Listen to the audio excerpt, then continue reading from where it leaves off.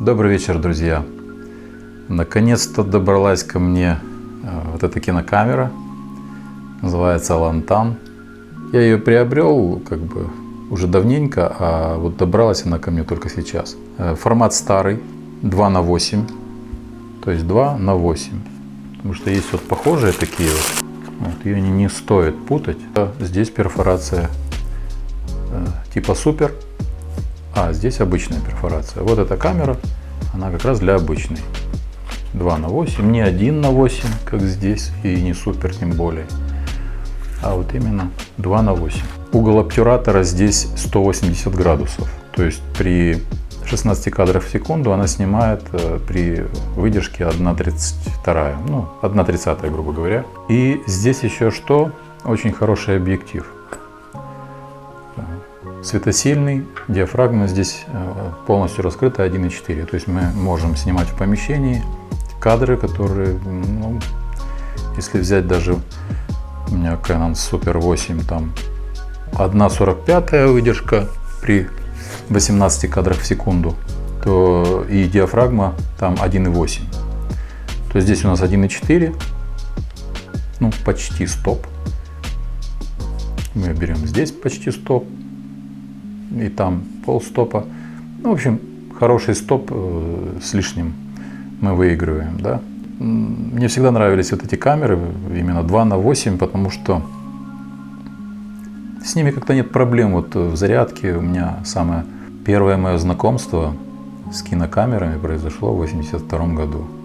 В городе Джамбуле, это был Казахская СССР, при Советском Союзе она так называлась, почему-то странно, это республика. Тогда первое, знакомство у меня было именно с кинокамерой Lada. И этот формат мне понравился, 2:8. Снимаем одну сторону, дошла до конца, бобинки меняем местами, снимаем вторую сторону, после проявки разрезаем на две части, у нас получается 4 с лишним минуты фильма. Чем они хороши? Тем, что вот в отличие от Super 8, да, очень часто, особенно наши, то есть вот эти вот, этот стандарт 1:8 Super, он подходил для вот таких камер, подходит. И сейчас там выпускают кодек, они очень хорошие, когда они в неразборных кассетах. Кодек там или даже Свема, когда они шли, вот вставил кассету, снимаешь и нет проблем. Когда вот эти разборные кассеты были у нас, они, в общем, они и есть, они уже не выпускаются, конечно. В общем, очень часто они заедали. И прижимной столик там был неправильно отрегулирован, постоянно я его приходилось немножечко расслаблять, потому что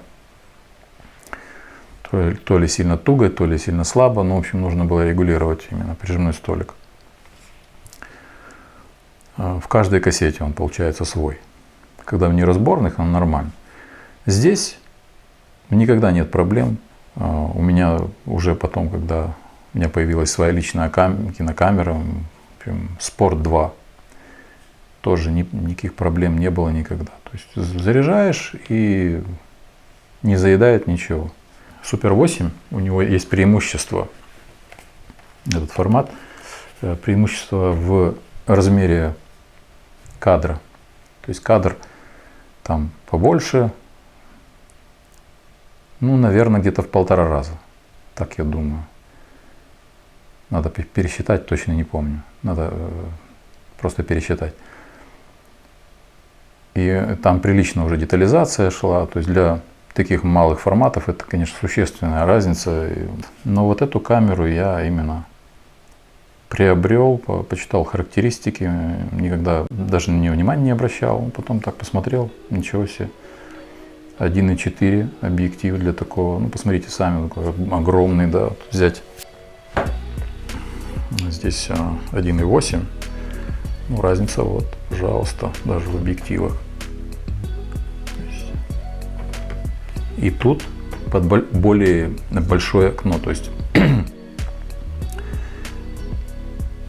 собираем эту площадь, допустим, в такую, да, а здесь такой огромный и еще в меньшую. То есть конечно, вот это вот, прям как лупой там светит, да, вот на солнце. То есть выжигает изображение. Поэтому здесь вот 1,4, а здесь 1,8 как бы. Целый стоп. Ну и плюс там при 18 кадрах там около 1,50 идет. В кинокамере кварц 1/8, а в этой 1/30. То есть здесь обтюратор открыт на 180 градусов, там 150 градусов. То есть как бы, поэтому такие маленькие туда чуть-чуть преимущества в линзах, и вот в итоге выходит светосильная. То есть камеру можно использовать в более темных помещениях, там пасмурную погоду. Так как у нас светосильная оптика и у нас диафрагма максимальная здесь 16, этого, конечно, не будет хватать уже на солнце, на снегу, там на солнце. Поэтому здесь идут светофильтры, значит, серые светофильтры 2 крата и 4 крата. Если накрутить вместе, будет 8 крат. Как желтый, да, желто-зеленый чуть-чуть светофильтр. Для черно-белой съемки можно использовать, и облачка так будут красиво выделяться. То есть небо будет немножко притемняться. Здесь 2 увеличительные линзы для макросъемки. Пусковой тросик. Еще здесь есть вот такая рукоятка для обратной перемотки пленки. Значит, максимум на 48 кадров. То есть если мы снимаем на 16 кадров, а это стандартная была для 2:8 в те времена, то есть если Super 8 уже перешли на 18 кадров в секунду, в те времена было 16, это было нормально. То есть мы можем максимально обратную перемотку сделать на 48 кадров. Это где-то 3 секунды. Для того, чтобы сделать эффектный наплыв, допустим, там, или наложение просто. Я вот не обратил внимания сразу, но я вижу, есть вариант рукоятки, другой еще немножко, да, мне попался вот такой, и как бы немножко какой-то такой, мне кажется, вот именно что-что, вот тут неинтересный такой какой-то хват, как бы не сильно она в руку ложится. Вот это, наверное, один из недостатков, который я заметил, да. Это все приклеится. Фиксатор здесь есть даже на ручке, так, зафиксировано. Вниз отпускаем и можно снимать. Без рукоятки фиксатора здесь нет, за исключением, ну я уже так думаю, утопленная кнопка, поэтому здесь не стоит переживать сильно. Нигде не включится. Потом такой ремешочек, тельмяк на руку. Бленда резиновая. Ну, не знаю. Так я смотрел, кругом она, в общем, видимо, оригинальная, да. Потому что во всех комплектациях у других продавцов я смотрел, везде есть такая вот бленда. Интересно, никогда не знал, что резиновые бленды выпускались, а это камера 72 года. Ну и такие коробочки, в которые улаживаются вот такие фильтры все. Инструкция. Кому будет интересно, в конце видео я, не знаю, либо пишите в личное, я вам PDF вышлю, или в комментариях напишите, куда вам выслать, я либо на почту, либо файлообменник какой-нибудь вышлю вам PDF, кому интересно почитать. Ну и сам такой маленький кейсик, здесь еще есть кисточка. Кисточка для чистки фильмового канала. Все это сюда помещается сейчас. Единственное, со временем вот эти резиночки потеряли свою упругость. И нужно их либо заменить, либо, ну, не знаю, если кому надо, как бы фильтры нужны, да. Что я с макро столкнулся. Здесь ближайшая дистанция фокусировки 1,5 метра. И как бы мне один раз я даже накрутил. Еще ничего не проявлял, просто пробую. В общем, вот так вот. Теперь давайте поговорим о том, что она может, да, кинокамера. Значит, регулировка диафрагмы. Здесь производится таким рычажочком. Ну, удобно, наверное, так я посмотрел, вроде как ничего, так удобненько, удобно. Значит, замер питания здесь идет от батарейки RC53. Значит, все вот эти вот колпачочки, да, крышка, она, то есть сейчас они туговато, да, болтались тоже уже, выпадали просто, и вот это вот тоже еле-еле. Я просто взял строительный фен, немножечко подогрел и внутреннюю часть толкнул, и вот эти сами загнулись вперед. Здесь то же самое, здесь аж выпуклая была вот эта часть. Тоже так, как бы очень полезная вещь, чтобы не потерять. Значит, замер экспозиции здесь идет вот через это окошечко. Мы снимаем правой рукой, левой регулируем диафрагму, то мы, в принципе, с ничего не мешаем, да? Мы не мешаем замер, но все равно учитывать нужно, потому что на всякий случай вот взял так, и стрелка ушла, вот перепугался, начал что-то большим пальцем, допустим, регулировать. То есть нужно учитывать, что здесь, значит, он не врет, я проверял, нормально работает. Значит, трансфокатор зум у нас сейчас 7,5-32. Фокусировка, я уже говорил, от 1,5 до бесконечности. Значит, очень еще что я заметил, что вот, в отличие даже от этой кинокамеры, здесь передняя резьба вращается, да. То есть, если кто-то там, вот, бывает анаморфики цепляют, вот здесь вот неудобно вот, с фокусировкой, да. Здесь, конечно, в этом смысле можно цеплять какой-нибудь анаморфический объектив и отрегулировали один раз, все, и можно потом фокусироваться, уже не бояться за горизонт, потому что анаморфики, они такие очень капризные в этом смысле, там чуть-чуть градус, уже сразу видно искажения, неправильно. Вот это вот тоже как достоинство, то есть, ну вот уже сколько достоинств, да.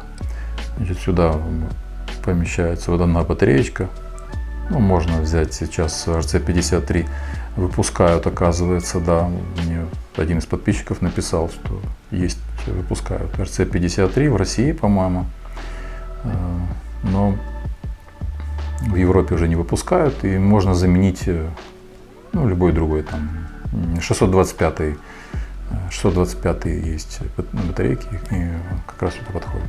Ручка для завода пружины. Мягенько, хорошо, без люфтов таких, ну, вообще хорошая, как вот как швейцарский нож, знаете, как все упругое, все хорошо сделано, очень качественно. И вот фиксируется, тоже ничего не болтается. Молодцы, хорошо делают. Я вот посмотрел уже, вот это лома, в принципе, они такая, объединение такое было очень хорошее. Весь мир сейчас проявляет в кинобачках УПБ-1 тоже от лома, да. Ну, в общем, аппаратуры очень много не выпускали, и очень, в принципе, качественные, я так считаю, по кино. Не знаю, как по фото, но по кино, ну, вроде ничего так. Здесь есть у нас поправочки. Установлен тип, чувствительность пленки. И у нас здесь еще есть, значит, кратность, да. Вот, например, мы вкручиваем там двухкратный.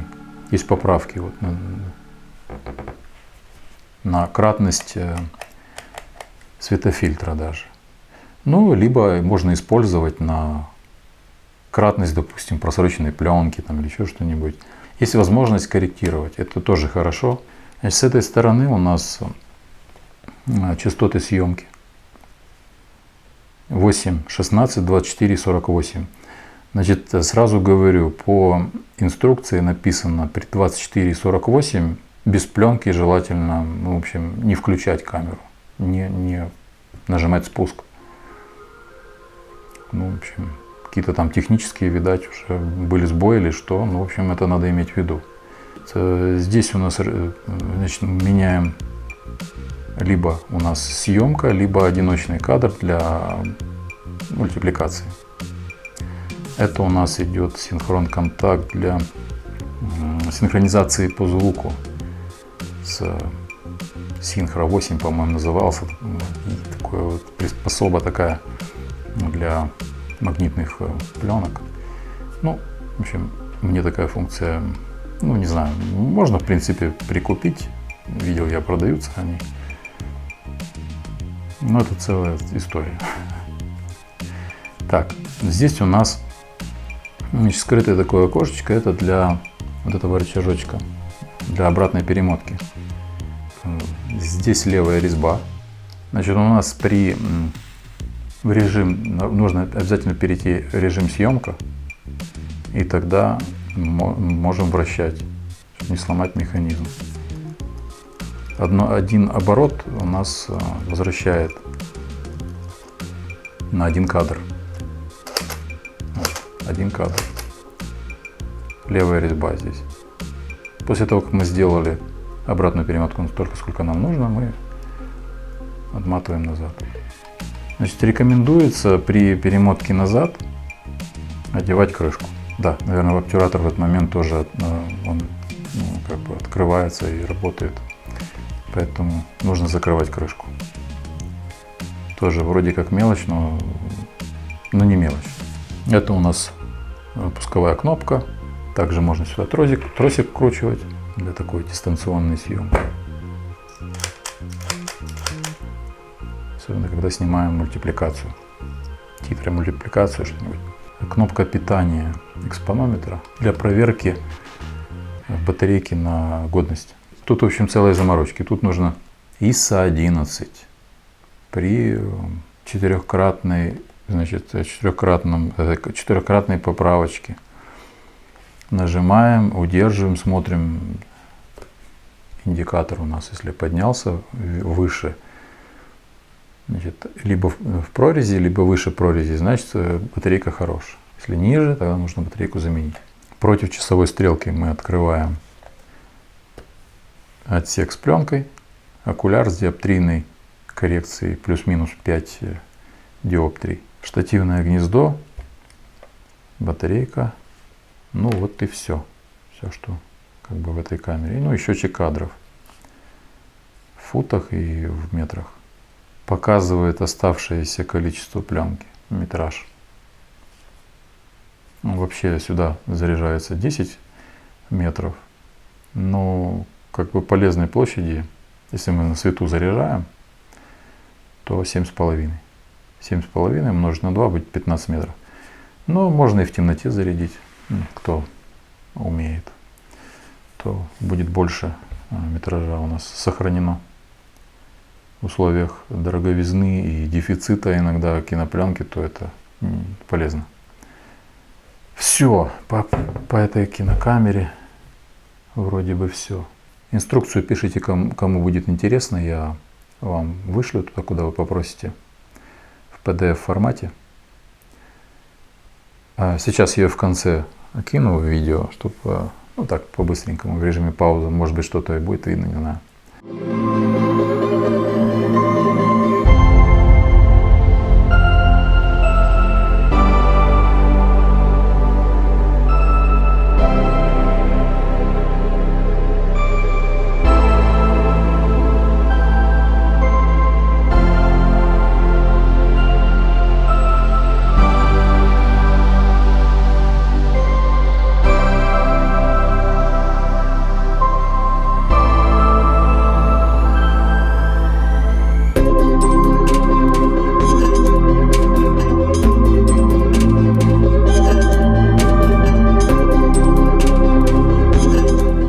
Все-таки что я хочу сказать, да?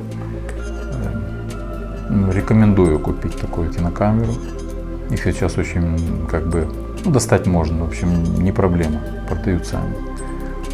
Очень качественно выполнено, мне очень понравилось, такое вот прям вообще. Вот кинокамера Lada, да, у меня еще есть, тоже лоновская, но там свои такие вот неудобства, то что случайно можно отсек открыть и такое. Ну, как бы там тоже хорошо все сделано, но немножечко вот люфты, где трансфокатор есть.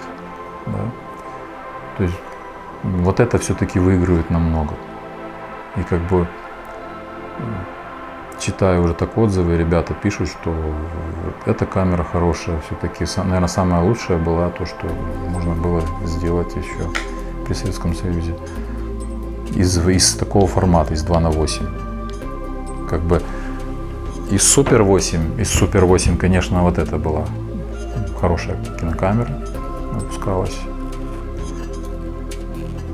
Не дешевая была, но вот тоже хорошая, очень хорошая кинокамера.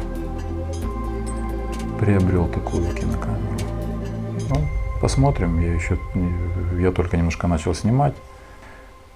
Значит, по визированию очень так хорошо видно, да. Значит, Фомапан выпускает 2:8. 2:8 выпускает. В общем, из формата 2:8 это мой фаворит на сегодняшний день, как бы при первом ознакомлении. Еще не проявлял, еще не смотрел качество, но я уже вот просто говорю, что сделано очень качественно. Посмотрим дальше, но на сегодняшний день из формата 2:8 пока что я... Единственное, еще хочу кварцы взять, посмотреть по кварцам. По кварцам надо будет посмотреть. Нева есть тоже неплохие, с турелями, да. Так, все. Спасибо вам за внимание. До свидания. Приходите на мой канал почаще. Смотрите, там есть много чего, может быть, интересного по кинопленкам, по проявкам. А я на эту камеру еще что-нибудь поснимаю и надеюсь, буду много снимать. Единственное, что кинопленочки я как-то так все супер. Даже вот эти брал, вот эти вот Супер 8, да, брал не под кинокамеру 2:8 супер. Нет, я брал ее, разрезал в темноте, в кассеты зарядил, и все, можно снимать на кинокамере с кассетой. Ну, буду теперь присматривать 2:8 с обычной перфорацией. Теперь буду ловить этих. Потому что 16 миллиметров как бы тоже уже есть кинопленок много и не проблема. А вот 2:8, ну, Фомапан выпускает. Доступная цена. И мне недорогая. Как бы я имею в виду, что очень доступная кинопленка. Черно-белая, правда. Все, до свидания. Всего хорошего вам. Творческого там натхнения, как говорится, ну и все такое.